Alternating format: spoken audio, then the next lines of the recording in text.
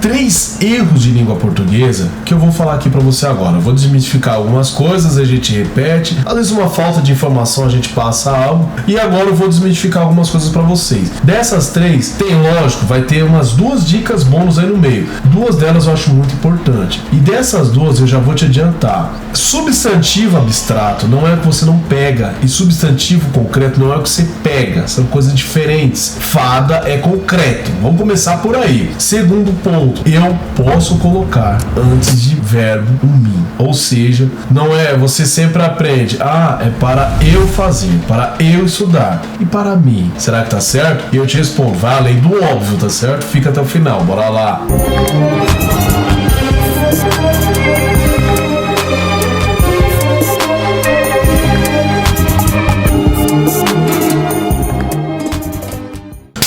Salve, meus queridos, bora lá. Hoje nós iremos falar a respeito dessas 3 coisinhas. Antes de mais nada, já se inscreve aí, já deixa o like, pelo amor, né? Se você tá acompanhando aqui, não deixa o like, vai a primeira dica. Substantivos, abstratos e concretos não é o que você pega e o que você não pega. A questão não é se você pode pegar ou não. A questão é muito diferente. Vamos lá, substantivo é o que? Você já sabe que é algo que dá nome às coisas. Você já sabe disso. E vai o porém. Você sabe tanto no mundo real quanto no mundo ideal. Então as coisas nomeadas, independente se é no campo das ideias, se é no mundo real, se é nomeado, é substantivo. Então vamos começar aqui com o pântano do Shrek. Sabe o primeiro filme quando tá aquela pessoal todo ali? Então, tudo aquilo dali, tudo que está ali é substantivo concreto. Pô, mas você tá me tirando. Você vai me falar que o Pinóquio é substantivo concreto. Você vai falar que fada do dente, fada da orelha, fada do nariz. Você vai me dizer que dragão é burro falante. Tem isso aí, tem bastante. Você vai me falar que tudo isso daí é concreto. Sim, tudo isso é concreto. E eu posso te provar. Não, como eu disse, não tem nada a ver com o que você pode ou não pegar. É intuitivo e fácil você pensar, sei lá, agenda, sei lá, é fácil você entender que isso daqui é concreto. Mas e o burro falante, né? Talvez sim. A questão é, concreto abstrato. O lance é esse aqui. Concreto é tudo aquilo que tem corpo. É tudo aquilo que subsiste por si mesmo. Isso é concreto. Vamos lá, concreto você já sabe que é as coisas que estão no mundo real, mas elas também estão no mundo ideal. Por que eu digo que é algo que subsiste por si mesmo? Agora eu irei falar os substantivos abstratos: felicidade, tristeza, amor, alegria, paz, compaixão, todas essas coisas e muito mais. Esses elementos são chamados de substantivos abstratos. Por quê? Você consegue imaginar a paz? Você consegue imaginar a alegria, a felicidade, a tristeza? Como é que é a cara da felicidade? Como é que é o rosto da alegria? Mas você só consegue imaginar alguém feliz. Você consegue imaginar alguém triste. Percebe? Que é um elemento que ele não existe por si mesmo, entre enormes aspas, como se fosse um, entre aspas, né? É um termo até meio, um parasita. O parasita, para ele existir, ele não precisa do hospedeiro. Substantivo abstrato, ele precisa de um corpo, e ele não tem. Então você não consegue imaginar a tristeza, você só consegue imaginar alguém triste, você não consegue imaginar a alegria, você só consegue imaginar alguém alegre. Essas coisas são substantivos abstratos. Esse é o segredo. Substantivo abstrato não é o que você não pega. Substantivo abstrato é aquilo que não existe sozinho. É aquilo que para você visualizar, você precisa de pensar em alguma outra coisa. Vou dar um exemplo aí. Fogo é concreto abstrato, né? Nessa lógica você já identificou que ele é concreto. Agora, e o calor? Ele é concreto abstrato. Na maioria das vezes você vai, para você visualizar o calor, você imagina o fogo. Então é como se não. O calor, ele é abstrato, e algo que chega próximo dele para você imaginar é o fogo. É o termômetro. Você consegue meio que visualizar o calor por ali. Você precisa de um corpo para você identificar aquilo, entende? Esse é o ponto, segunda dica. O verbo ter, ele tem a forma na terceira pessoa do singular e do plural, no presente, indicativo, que ele é o TEM, né? Mas alguma forma dele tem acento, outra não tem. Quando que eu devo utilizar essas formas? Simples. Se é singular, você não utiliza acento. Se é plural, você utiliza. Próxima dica. Vamos lá, explicando melhor agora, brincadeiras à parte. Ele tem muito dinheiro. Ele, singular. Eles têm muito dinheiro.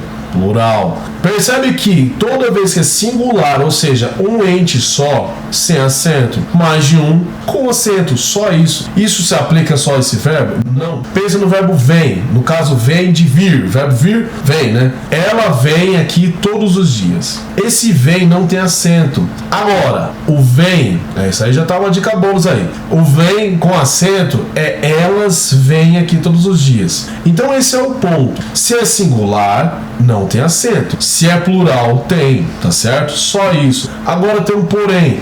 Às vezes eu falando aqui, elas vêm. Você pode pensar, vem de vir ou vem de ver? O ver, o verbo ver, no caso são dois is, vem. Nesse caso, olha só curioso. Antigamente ele tinha acento, o segundo ele tinha acento. Antigamente ele tinha acento. Antigamente quando? Antes do novo acordo ortográfico, antes do último acordo ortográfico. Então ele tinha acento. Hoje já não tem mais, né? Só isso por si só já valeu o like aqui. Agora vamos à dica ouro. Bora lá. Mim e eu. Isso daí confunde algumas pessoas. Pode parecer óbvio.